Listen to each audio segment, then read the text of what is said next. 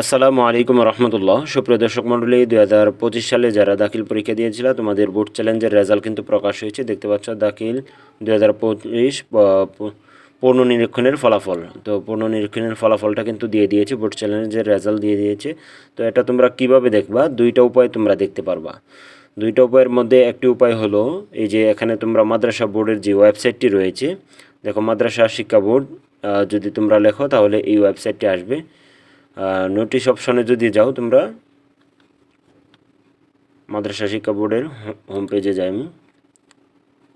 দেখো মাদ্রাসা শিক্ষা বোর্ডের ওয়েবসাইটে ঢোকার পর এরকম আসবে ওয়েবসাইটটি আসার পর এখান থেকে নোটিশ বোর্ড আছে। নোটিশ বোর্ডে তোমরা যদি ক্লিক করো যে সকলে, তাহলে তোমরা কিন্তু এখানে দেখতে পারবা তোমাদের ফাইলটি রয়েছে যে দাখিল 2025, এখানে ফাইলটি রয়েছে। তোমরা ফাইলে যদি ক্লিক করো তাহলে রেজাল্টটা এরকম আসবে, এই যে এখানে দেখতে পাচ্ছ। তো এখানে বিষয়টা হলো যাদের রেজাল্টটা চেঞ্জ হয়েছে শুধুমাত্র তাদের রোল নাম্বারটাই কিন্তু এখানে দেওয়া রয়েছে। দেখলাম যে প্রায় 1900 কত জনেরটা চেঞ্জ হয়েছে। তো এখানে যাদের রোল রয়েছে তাদেরটা শুধু চেঞ্জ হয়েছে, আর যারা আবেদন করেছে প্রায় 60,000 মতো আবেদন করেছিল, সবার কিন্তু পরিবর্তন হয় নাই। তো সেই জন্য কিন্তু সবাই এখানে তোমাদের রোল থাকবে না। যাদের রোল আছে তারাই কিন্তু এখানে তাদের রেজাল্টটা দেখতে পারবে।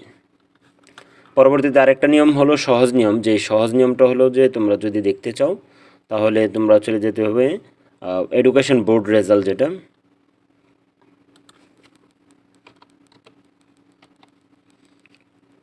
এডুকেশন বোর্ড রেজাল্ট সিস্টেম যেটা রয়েছে, এডুকেশন বোর্ড রেজাল্ট সিস্টেমে গিয়ে তোমাদের রোল নাম্বার, রেজি নাম্বার দিয়ে তোমরা কিন্তু দেখতে পারবে। যে এখানে এডুকেশন বোর্ড রেজাল্টে গেলে তোমাদের সেকশন হলো দাখিল, তারপরে ইয়ার হলো 25, দেখতে পাচ্ছ।